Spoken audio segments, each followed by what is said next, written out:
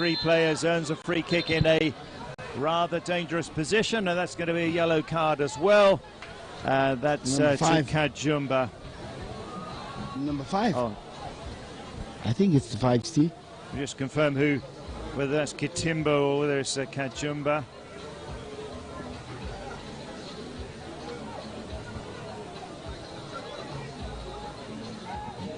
And Baharagay, when he motors forward, so impressive. Definitely they could try a direct goal from here. So confirmation, Kajumba got the yellow card, number 9 for Uganda. 2 minutes remain to half time. It's gone really quickly this first half because it's been an entertaining one. Yeah. I think we just have to be careful how they strike the ball, because they strike it very well. It's either left footer or right footer, from what I know. Baragay! Yes. I couldn't tell who was going to take it first of all, and then Gay. Decent effort from him.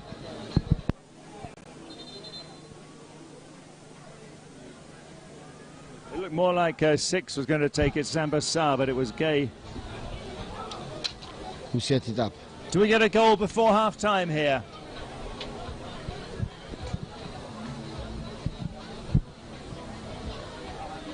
That's a long, lofted clearance. It's been a while since Uganda constructed an attack. Owen Mukisa. Wanyama. Senegal have got the measure of Uganda most of the time here. Yes, especially in the final third. I think they get the better of them. But you asked who's going to give us a goal before halftime. I don't think either teams. I think they are nullifying each other out in the defensive thirds of both teams. Well, there was a epic penalty shootout that determined the girls' winner. Ghana beat Burkina Faso 9-8 on penalties after a goalless draw. Stays on his feet there. Dema does well.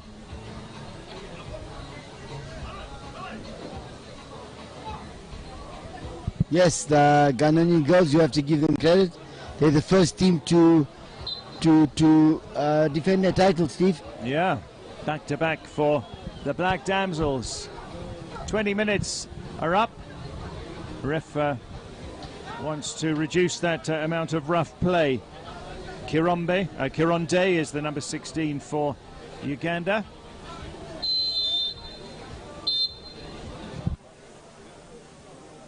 Half-time it is here. No goals. Uganda 0, Senegal 0. Senegal the upper hand. Certainly they had the better chances.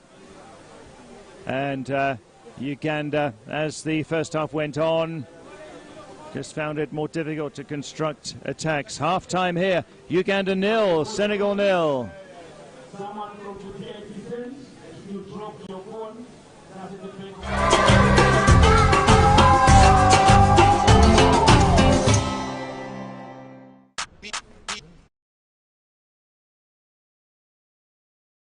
There are 30% lessons learned the hard way, 50% hope, turning threads into memories, 20% triumphs dreamed and prayed for. This is Africa, 100% made of us. Rooted in culture, driven by connection. These stories flow between continents, leading a new generation of talent and opportunity. Africa and Europe, together we rise.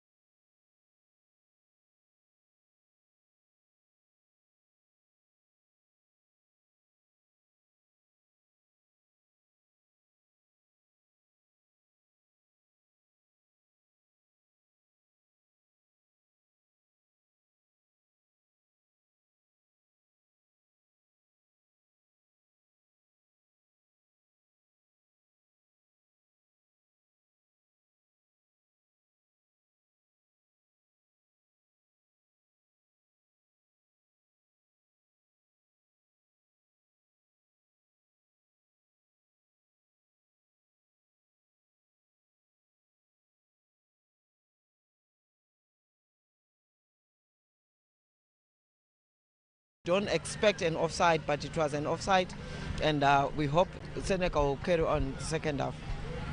Sun scorching the hopes of absolute dominance from Senegal, as Uganda, the team that was in the semi-final last year alongside the Senegal side, are the two sides that find themselves head-to-head, toe-to-toe, blow for blow, and at halftime, all even. Yep, I think as expected, Senegal with the aggressive approach, but really impressed by Uganda. They're really trying to shut down that engine room where the productivity is for Senegal. Immediately, if they close down those creative players in midfield, the likes of Mamadou on the wide flanks have really been having it tough. You look at those numbers, and the chances have been few and far between, because both these two teams are very difficult in breaking down. We had spoken about the physicality of the game between these two, and we're seeing exactly that. So, ladies, what do we think of Uganda's game? What needs to change? So far, so good for them, but slightly dominated by Senegal, ever so slightly, I may say. Amanda. Yeah, no, certainly. I think it was going to be expected that it was going to be a tightly contested match. But of course, I think Uganda, like I said, immediately once they close down that engine room, they are able to really deny Senegalese those operating spaces, especially on the left-hand side. Mamadou, for me, I feel like he can still really give a little bit more just to make sure that he gets those penetrative passes, especially in the crosses. But I think Uganda, a good game plan. Now it's much more to have a little bit of composure in front of goal. Well, Coach Rosemary, Morocco is not Uganda. Senegal are struggling in this particular one, especially when it comes to dominating that midfield and trying to pick out the spaces. They've managed one or two times, but not as many as they would love to have. Because Uganda, maybe they had a good plan in terms of swelting all those in the midfield. As you can see that Uganda, each and every time when they lose possession, they're very quick in terms of their pressing, and whenever they win the position, they are playing it as quickly as possible.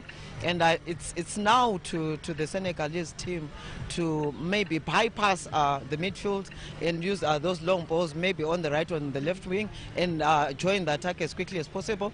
And for the Ugandan team, now they need to be more patient in their build-up from the back, and maybe try to unlock the midfield of the Senegalese. Each and every time they were in the middle of the park, they had an advantage against the Senegal midfielders because of their physicality, which the Ugandans are imposing against this Senegal team.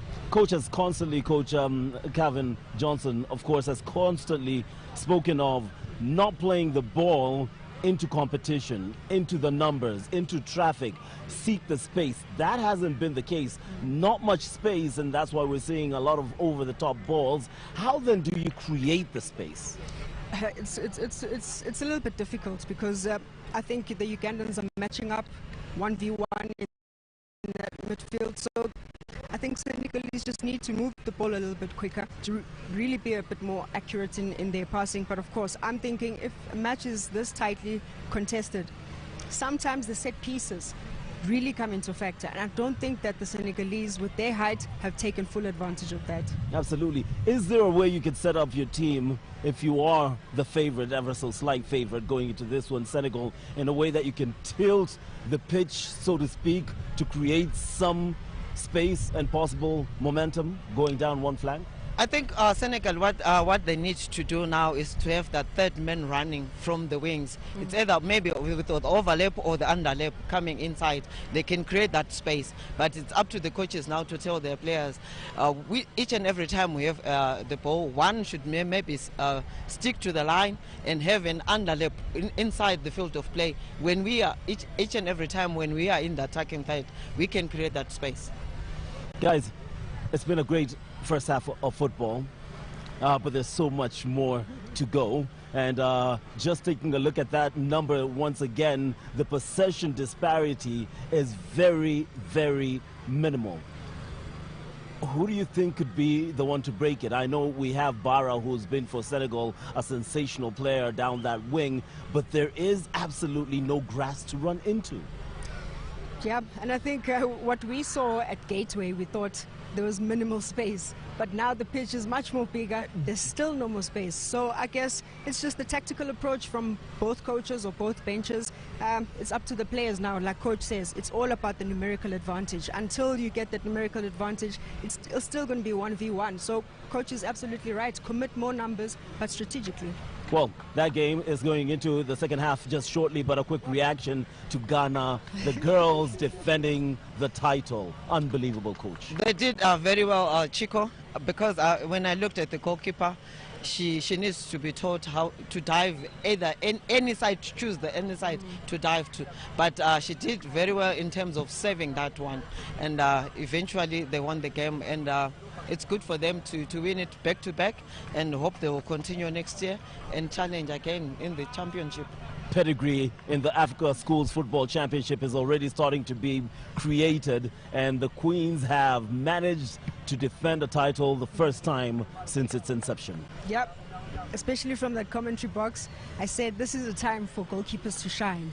And Musa didn't save one penalty at all. She couldn't really move, but that one critical save, it really won Ghana the championship. So that's it. This is where everything goes into practice. You get prepared. I was saying, had I been in this situation at under 15, I probably would have been confident to take penalties. I dislike penalties. So at this age, probably it's building the confidence for the girls.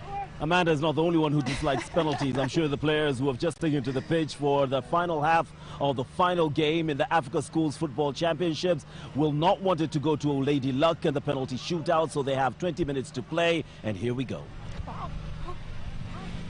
Chico, yes, it all comes down to this final 20 minutes plus possibly a penalty shootout. We shall see.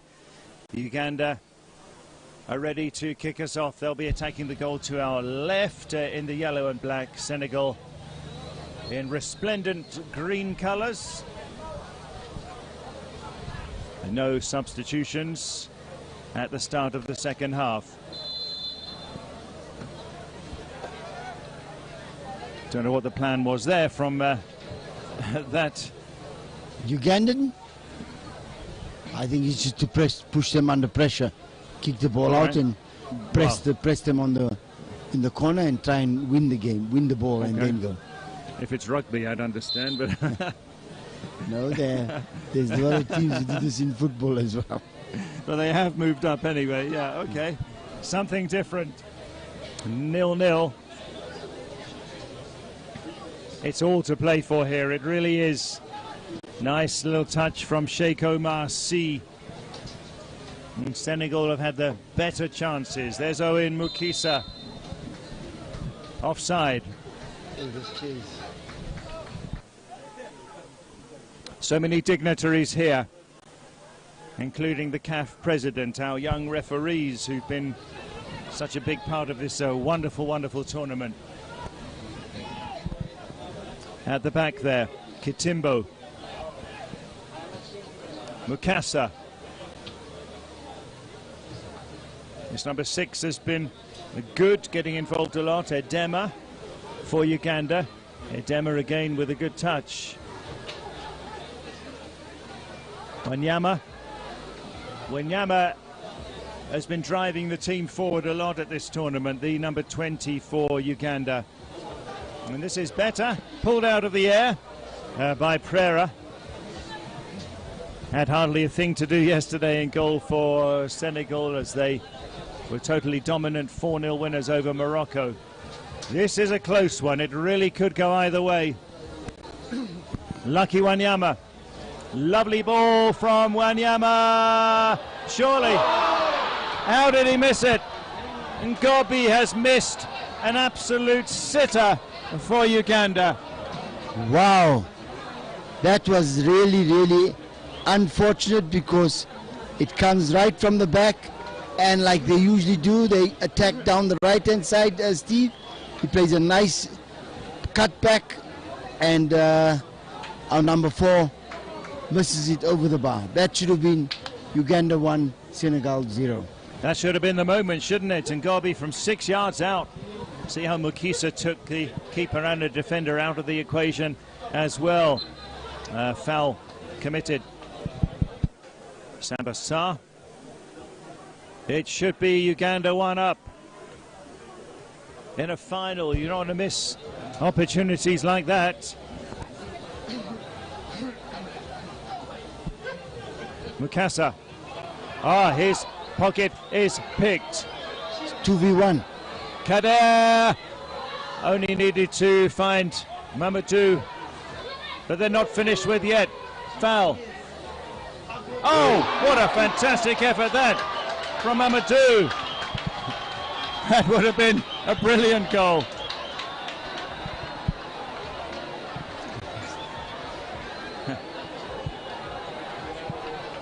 Let's take a look at that again. Mamadou over on the other side, signals for it.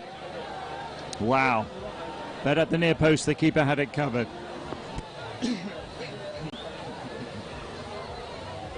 I think we can honestly say, Steve, good goalkeeping.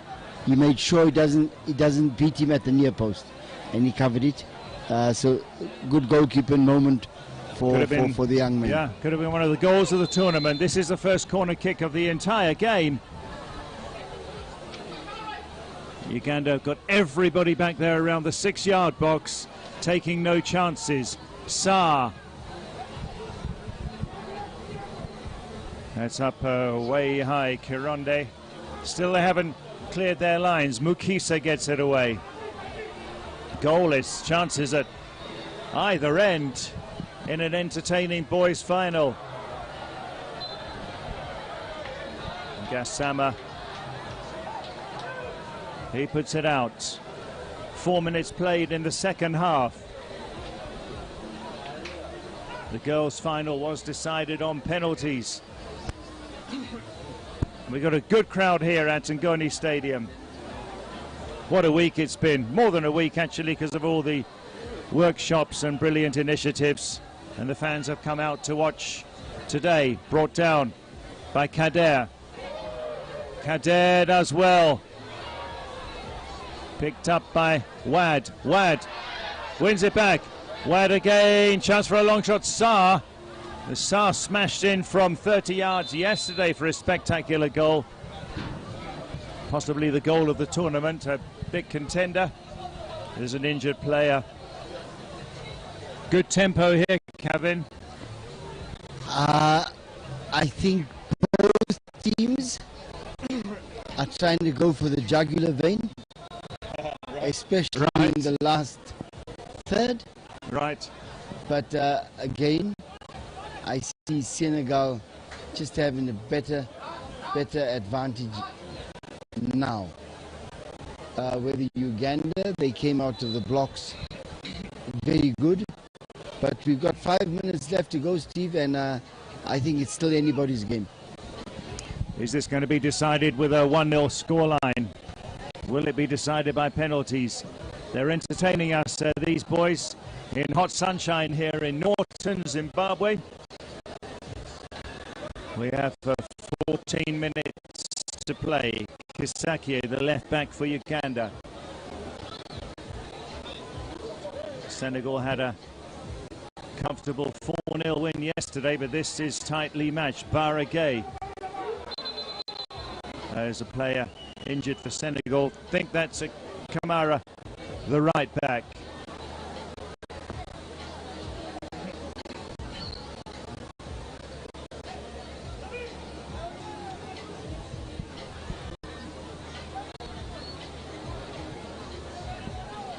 We restart with a drop ball.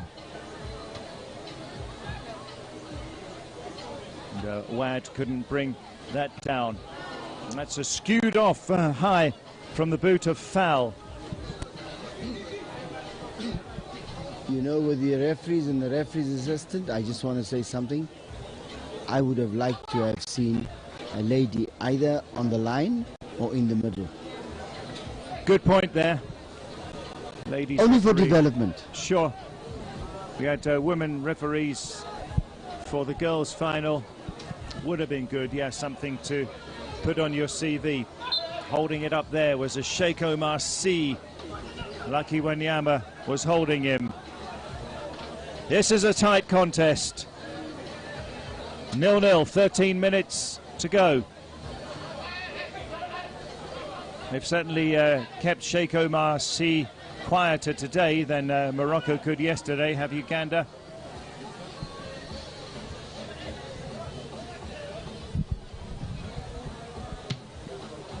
That one is very high, and it's not going to come down, and you don't want to waste those set-piece opportunities, Kevin, do you? You don't want to do that because it looks like, you know, before when we were watching the game, the previous games, the group games and things like that, there was a lot of far throw-ins, a lot of far free kicks from anywhere, and hoping for the best type of business. Yeah. Number 6, Sarr, is impressive for Senegal in midfield, and so too Baragay, the number 10. There's loads of talent in this Senegal squad, packed with talent. Number 9 there, Kajumba. Baragay. C with not many options there. Does the right thing. That'll be a corner for Senegal. 12 minutes to play here. It's going to be taken by Mamadou. The second corner there, right? Yes. Do we get an outright winner in regulation time? Do we go to penalties? In the boys' final, capping off a wonderful tournament. That's poorly taken, much too short. Sarr fancies his chances. He did score from that range yesterday. But that's the second corner they get, and the second ball that they kick back as the second ball coming out. Sure. So haven't had any substitutions yet. I feel these are their best 11, both coaches. Hapgay brought down, and referee blows. You were in Ghana last year, Kevin. Yes, sir. This one bigger and better. What's your thought? Ghana, we had a good crowd as well. I think for now the tournament will just grow and grow as CAF advertises it better, but it has definitely grown leaps and bounds. Yeah, no penalty there. Bigger in terms of all the stuff happening around with the workshops, the courses and all that. Yes, sir, and what CAF are really trying to do for the younger generation of either athletes or medical people or administrators or referees, that is all improved. Money well spent by CAF. Kader gets the knock. Huge for development. Zimbabwe's going to benefit so much in terms of the young reporters. The CAF D course brought down there by Kisake. Well, time is ticking away here. We've got 9 minutes to go. Is this going to be determined by a shootout? Uganda winning the shootout yesterday in the semis, testing the keeper.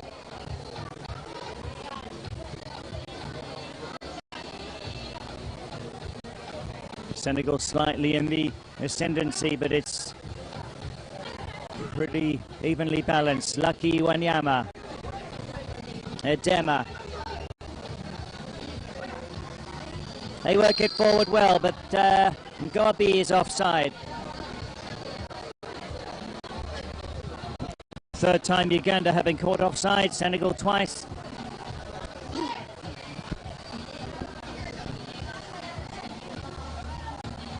The girls' final was decided on penalties. Ghana 9, Burkina Faso 8.